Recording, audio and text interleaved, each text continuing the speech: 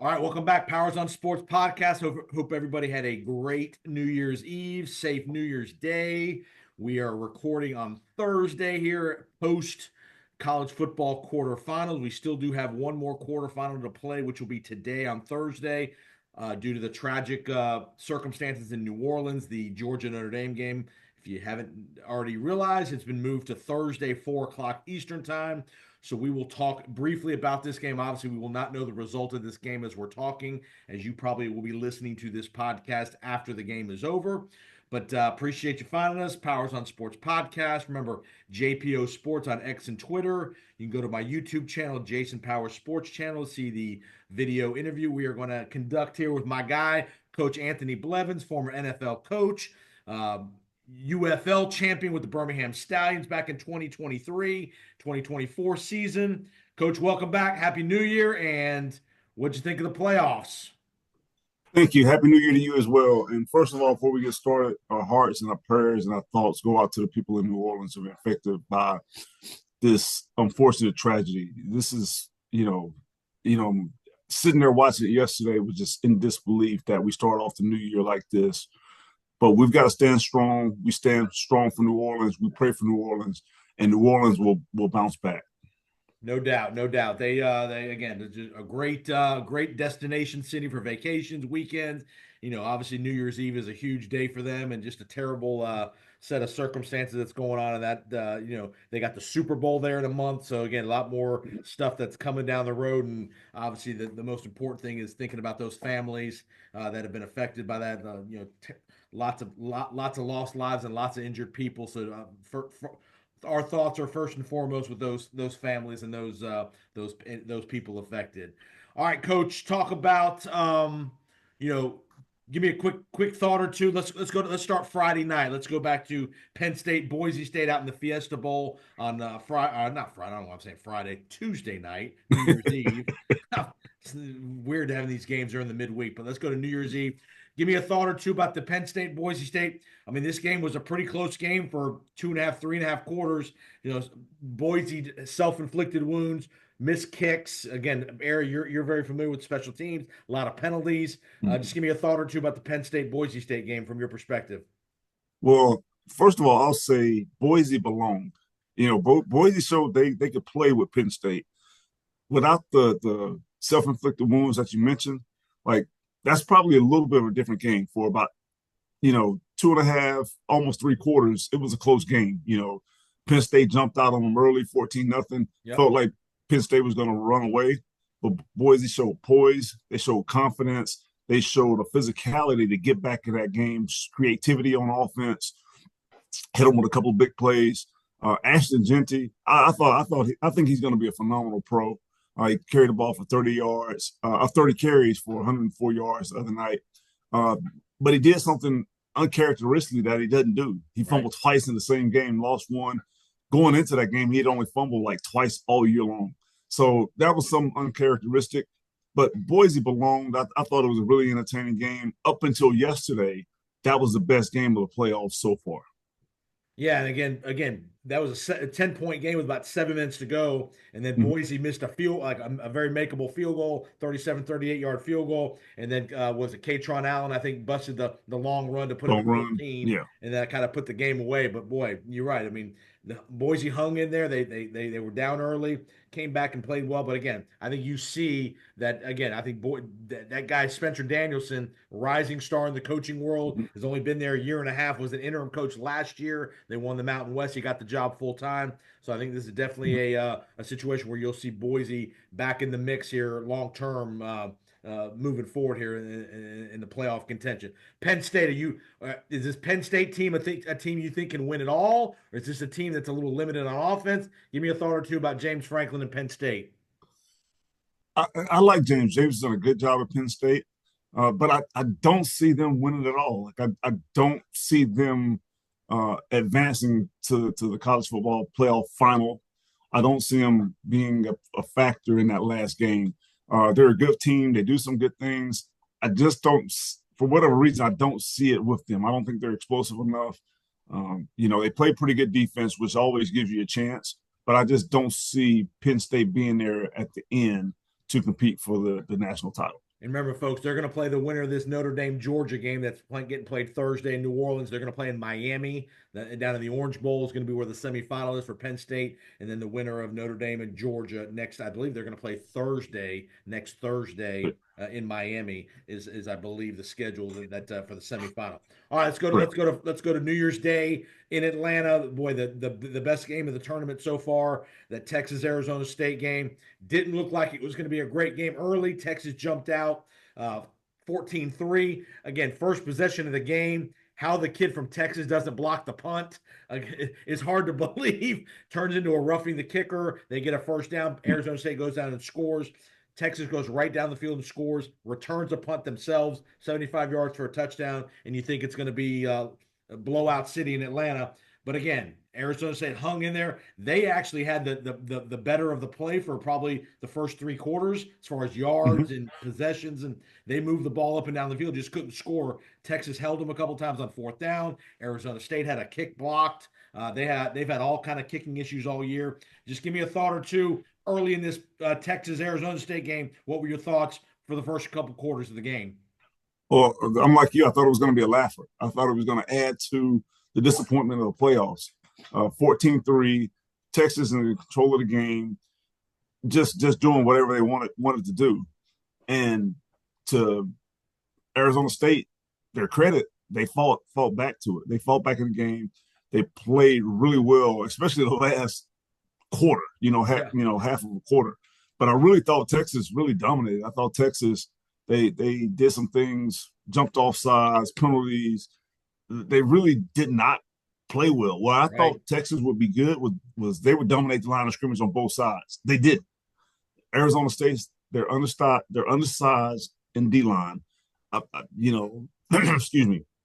Texas has the Outland Trophy winner. I really thought Texas really was going to dominate the game. That's where, in these big games, that's where games are won, in the trenches. But to Arizona State's credit, they've got fight. They show people that they belong in the college football playoff too, and they were the most entertaining game. Kind of got to the point where you start pulling for Arizona State to win it. They were down 16 points late in the game. They ran a fake punt. They ran a fake punt for a play. They threw the Scatteroo with the halfback pass for a touchdown. So they pulled out all. They didn't leave anything in Atlanta. Like, there's nothing they got to be ashamed of. They played a team that was probably better on paper, but they left that field disappointed because they felt like they were the better team. The better team did not win yesterday. Yeah. Texas made some plays, but watching that last half of a quarter, you felt like Arizona State was the better team. Wild fourth quarter for sure.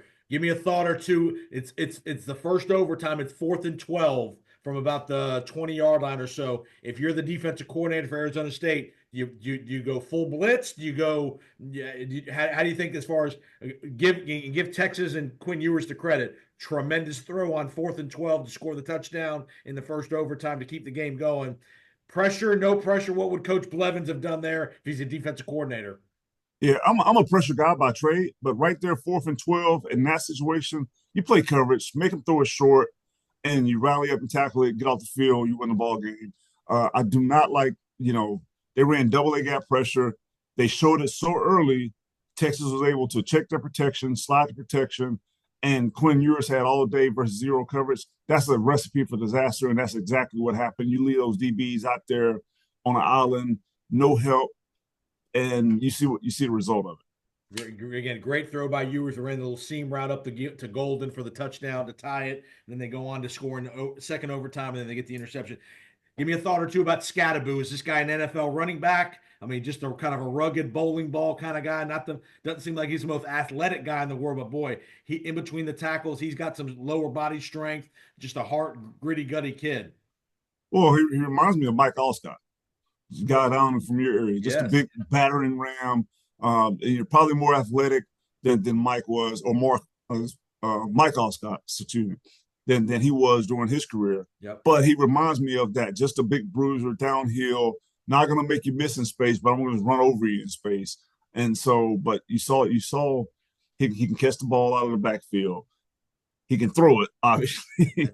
But I like this guy. Now, what I will do is I'll question his conditioning. This Right. is January. You've been playing football since August. What have you been doing since August? So to get in the fourth quarter and be throwing up, what are you doing during the season? How are you taking care of yourself? Right. Are you a pro?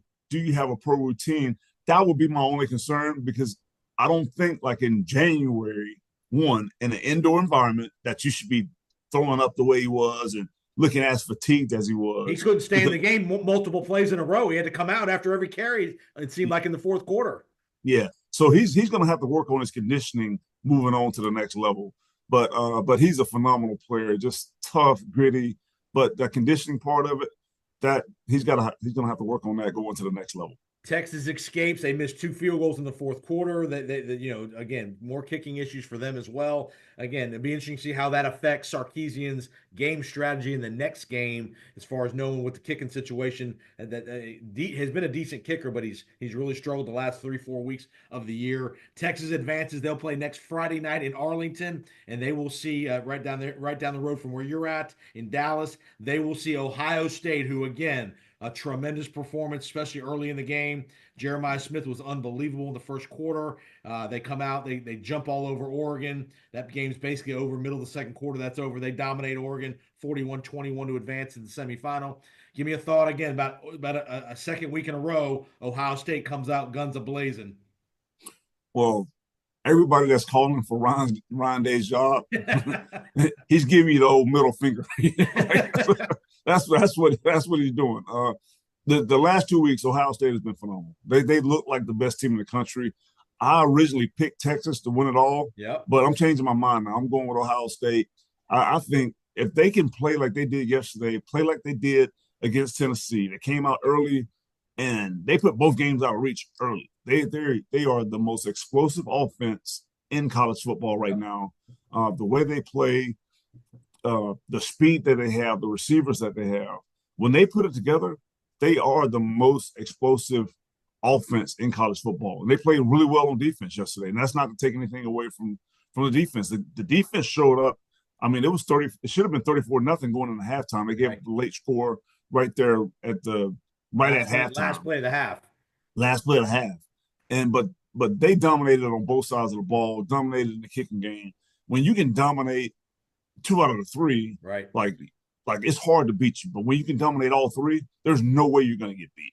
So unless they turn the ball over or do something, I think they beat Texas. I think it's a closer game.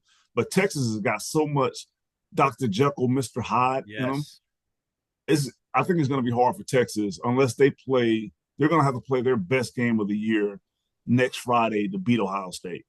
Talk about when you have, as a coach, especially an offensive coach, when you know you have the best player on the field. Jeremiah Smith is just a man amongst boys, it seems like, out there. Again, this guy could probably be a top 10 receiver in the NFL today.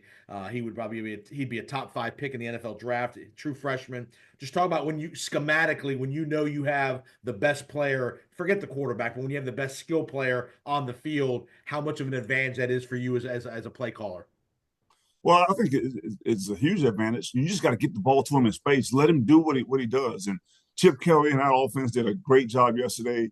I mean, they were taking shots down the field. It wasn't like they really had to manufacture catches for him. I mean, he was running wide open, right, all through the secondary, which was unbelievable for me with Oregon, Dan Lanning being a defensive guy to just let that guy just run free. Now it was almost pick your poison, though, all right? You double this guy, you do something to take him away. All right, they run the ball and they get an 80-yard touchdown. So yesterday, Oregon did not look good defensively. They gave up too many big plays, quick drives, and when you do that, you're not going to be able to win in a game like that yesterday. You're not going to be able to win when you give up big plays. One of the first rules of defense is eliminate big plays, protect the deep part of the field, and stop the run. Oregon did none of that yesterday. And on the long touchdown pass to Smith, we did a great job putting him in the slot in the formation, one-on-one on the safety, and you saw him run right at the safety, and just he took it to the corner route instead of the post, and it was like taking candy from a baby. The matchup there, Great job schematically by Day and Chip Kelly. So they advance. It's going to be, again, next Friday night in Dallas. We're right down the street from you. It's going to be Texas and Ohio. It seems like you like Ohio State, excuse me. I do as well. I thought Oregon was going to be more competitive yesterday, but with you, man, if they don't kill and their defensive ends, that Sawyer kid, that he's been just dominating as far as the defensive side of the ball. They've got pass rushers. They've got Caleb Downs, the Alabama transfer at safety. They are loaded. It's going to take a lot of Texas is going to have to play an A+ game to beat them because too much up and down, like you mentioned with Texas, Quinn Ewers.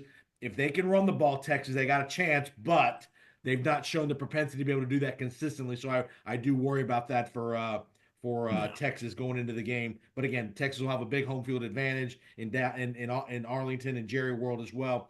Who do you like? I probably won't see. We may not get you before the end of the tournament. Who do you think Ohio State's the clear favorite here? I think Ohio State's the favorite. Ohio State. I'm looking for an Ohio State Notre Dame Okay. final. So whatever happens there, but that's where I'm looking at. Ohio State, Notre Dame. I think Notre Dame beats Georgia later on this afternoon.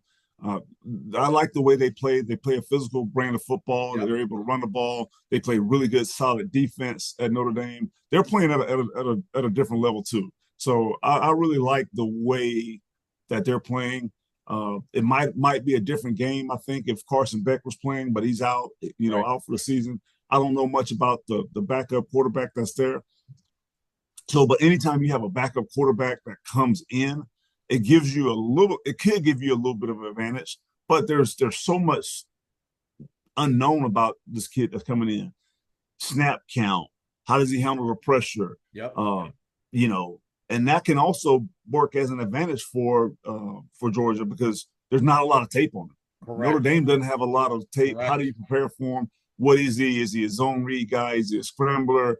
There's a lot of unknowns. So Notre Dame's gonna have to be able to adjust during the game to see what they're getting. Are they getting a lot of drop back pass? Or are they just getting, 3 yards in a cloud of dust? So Notre Dame, they've got to be on alert to really make some adjustments throughout the game and continue to adjust, not just at halftime, but adjust drive after drive after drive. Yes. Right.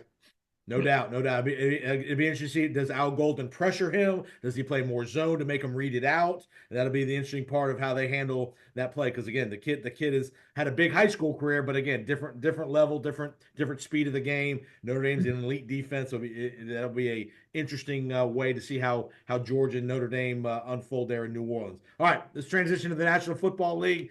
Week 18 of the regular season, most of the playoff berths are determined. Couple things still up in the air. I want to ask you a couple thoughts on different mentalities of these teams. One, you got teams that are clearly out of it. How hard are they going to play? What's the motivation level? You got other teams that are going to sit a few starters, those kind of things.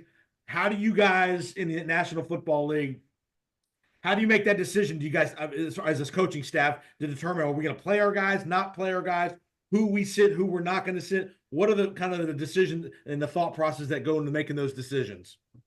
Well, it's just an organizational decision. It usually comes down from the GM to the head coach to the coordinators, and then it's distributed to the assistants. That's usually how it works. But like it's an organizational deal. Like you're going to go in the playoffs, you got to play the first round. Typically now the mentality is to sit your best players, sit your quarterback, sit your running back, star receiver. Saquon Barkley situation this week in Philadelphia. Saquon, like there's just a bigger picture. Like they're locked in the number 2 spot. They're not necessarily fighting for anything. The only thing is, the record. Saquon's got a chance to, 101 yards away from breaking Eric Dickerson's record that's stood for 40 years. Right. So that's pretty, that's pretty significant going into the week 11. But the bigger picture is to win the Super Bowl. So you win a Super Bowl, you got to be healthy. You got to have some luck. Yep. So if you get that guy banged up, I mean, he's probably, in my opinion, he's the league MVP. To get him banged up in a game that's meaningless just for a record, like I get it. And I understand it for a record that stood for 40 years. But let's play for the bigger picture. Like Philadelphia, Super Bowl, lead the Giants, win a Super Bowl. That's the bigger picture in this deal. People don't realize in the NFL, you can't sit everybody. You can only sit 5 or 6 guys. So you can't making the decisions of which 5 or 6 guys are the important ones, and then you as a coach, you have to then the guys that you have to you have to dress and play. You can manage their reps. So talk about the guys of that starters have to play, but you don't have to play the whole game. So talk about how you guys maybe manage their reps a little bit, maybe every other series, or how you do some of that kind of stuff. Yeah, yeah. Typically, you go into the meeting earlier in the week. Hey, you guys are going to play. This guy's not going to play. And basically, you're playing offense or defense and special teams. So it's like the fourth preseason game in some of this, where there are no backups. Like you can't get hurt, you can't get tired. You got to stay in the whole game. Like your backup is the guy standing behind you, and that's your shadow. Right. That's your backup in this point. So we played Philadelphia one year. We were locked into the 6th seed in the playoffs. Philadelphia was still fighting for the number 1 seed. Right. So we didn't play Saquon, we didn't play Daniel Jones, we didn't play a bunch of guys. But I mean, guys were on the sideline dying. You don't know what to tell as a coach. You don't know what to tell them. Like I can't rest you. I don't have anybody else. Right. There's nobody else. You are the guy. So unless you get hurt, that's the only way I can help you. You know what I mean? Like so those are hard moments. Like those are hard games to get through in that situation. But it gives guys a lot of opportunities that special teams guys that are backups get opportunity to play reps. They get reps. Opportunity to play on offense and defense, and that's what they want to do anyway. But you don't get a break from playing offense and defense and get a break on special teams. No, you got to do it all. Like it's like going back to high school. Like you don't come off the field. Right. So that's really the hard part of it is managing that. But like the guys look forward to playing. They love putting some tape on film. Yep. They love competing. But it is hard when you can only dress 46 guys for game day. And when you think about it, you got the 3 specialists. Well, they're not doing anything for you. You got 2 quarterbacks that you dress. You got 8 offensive linemen that don't do anything for you. You got a couple D linemen that don't do anything for you. So you're down to less than 30 players to play offense, defense, and special teams. Right. That's not a lot of people. Right. Talk about the opposite side of the spectrum, a team that's clearly out of it, teams that are, the teams that are just, I don't want to say mailing in, but you know what I'm saying, playing the last game. How hard is it to coach those guys this week? How hard is it to keep them to want to, you understand it's a human element here. They know they're not in it. There's some business decision mentality of I need to protect my body, don't want to get hurt, that kind of thing. And also schematically, is this a week when teams are out of it? You have a pretty vanilla game plan where you're not putting in a lot of new stuff. You're just running the stuff you've been running. How does all that work for teams that are clearly out of it? Well, for teams that are out of it, this is the mentality. Like for players, you have to put good stuff on tape because everybody's fighting for a job. Like you put bad stuff on tape, like you may not be here next year. Right. So the goal is whether you're on a one year contract, 2-year contract, you want to put good stuff on tape, whether you're with the Giants or you'll be with Miami next year because you don't know. So you've got to compete, and the one thing about it I tell players all the time is they change coaches in January. They change players in March and April. So we're all fighting. We're all on the same team right here. Like as a coach, I'm fighting for my job. Sure. And as a player, you're fighting for your job. There's only a select few players on a team, on a bad team, that are not fighting for the job. Like let's be honest about it. The star quarterback, anybody that's getting high dollar, those are the guys that at that particular point are not fighting for the job. Everybody else, every coach, every other player, they're all fighting for the job at that point. So there's some professional pride that comes in as a football player, as a competitor, that you go out to compete. So it's not very hard to coach them this week. You just got to make them see the reality and what's going on. I think that's the key as a coach in this particular point. But to answer your other question, you go into it like any other game. You don't, dumb it down or do anything, to shrink the game plan. I mean, you put everything in it because as a coach, as a player, you want to win this game. You go into the all season maybe feeling good about yourself and then being able to build off momentum going into the all season. Then you got a tricky situation where last week a team like the Giants, for example, had the number 1 pick in the draft going into last week. They win the game. Now they're the number 4 pick. And now you have this week, the Patriots are in a similar boat where Of course, the coach wants to win the game because there's talk about the coach might not be coming back, but yet the front office and all that, they want to maintain. Have you ever been in a situation where the GM has told you we're not playing this guy, or I want you to coach a little bit differently because we need to protect the draft pick? Has any of that kind of talk ever come about? Yeah, I've never been in a situation where I've been right there to get the number one pick, and I Right, hope I'm never in a position to right. get the number one pick because that means It's not a you're good not thing. very good.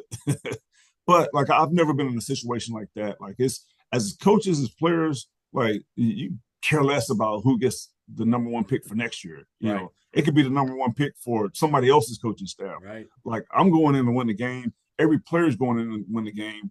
Like screw you, screw your draft pick. You know what I mean? That's the mentality that guys right. have in the locker room. Like hey, wherever you land, that's on you. That's your problem. My problem is to win this football game. That's what I get paid to do is win football games. So that's the mentality for me. That's the mentality for most players I've been around when you've been kind of on the back end Yep. of a bad season. You're not going to the playoffs. Like we still want to win. We're out here. We still want to win. Let's last thing I want to talk about, and then we'll get you out of here. Let's talk about the opposite end of the spectrum. You have the winner take all game in Detroit Sunday night, Minnesota Detroit. We've never seen a game like this ever in the NFL where two 14 win teams. The loser's going to be the 5 seed. The winner's going to have home field advantage. Everything's on the line. A week off, health, everything that you can want is on the line in this game in Detroit Sunday night. Just talk about the excitement as a coach to be in this kind of game where damn, we got a hell of a team. Even if we don't win the game, we're in the playoffs. But boy, if we win the game, our road to the Super Bowl just got so much easier. You got home games, you got a week off. Just talk about this drama that's building in Detroit Sunday night. Well, I'll tell you this: welcome to week one of the playoffs, because that's what it is. This is a playoff game. This is a championship playoff atmosphere, and we could be in for a rematch of in this game right here for the NFC Championship game. Right. Like those are clearly the two best teams, but anything can happen in the playoffs. But like you said, you look forward to playing a home game. It makes it easier. You don't have to travel. You don't have to get on a plane. You know, you come in, meet on Saturday morning. After that meeting, you go home and relax. You sit on the couch. You know, you watch football or whatever it is that you do, and you know that part of it brings you down, makes you relax. Playing in front of your home crowd, it couldn't be anything better. But this is really a playoff game. It's going to be a playoff atmosphere. It's going to be exciting. I can't wait to watch it. I think this is what you want, the last game of the year, and you want to be playing meaningful football in December. Who's it more important for to win home field advantage? Detroit with the defensive injuries and all those things, or Minnesota? Give me the team that you really think it's going to be harder. Which team is it going to be harder to win 3 road games for? Honestly, I think they're both really good. Obviously they're 14-2 both. So they've been able to win on the road. They've been able to win at home. So I don't think it really matters, to be honest with you. I think both teams are going to be good. I do think Minnesota is a harder place to play than Detroit. Minnesota's loud. I mean, it can get extremely loud in Minnesota. That place is, when they're good, it is absolutely rocking. That sound just bounces off the ceiling, comes back down. I haven't been to Detroit in a while.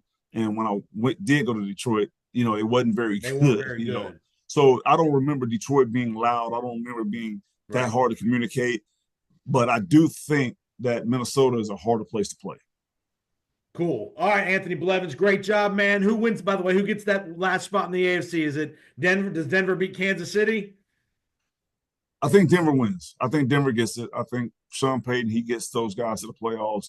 Kansas City's going to rest Pat Mahomes, do some Chris things. Jones, So all them guys. Yep. Yeah. So I'm thinking Denver gets in. And I don't think Buffalo wants no part of Joe Burrow coming to town in Wild Card Weekend with as great as he's been playing the last 2 months of the year, and actually all year. But boy, that offense in Cincinnati's been humming, and Buffalo wants no part of Joe Burrow. They'd much rather see a rookie quarterback coming to Buffalo in round 1.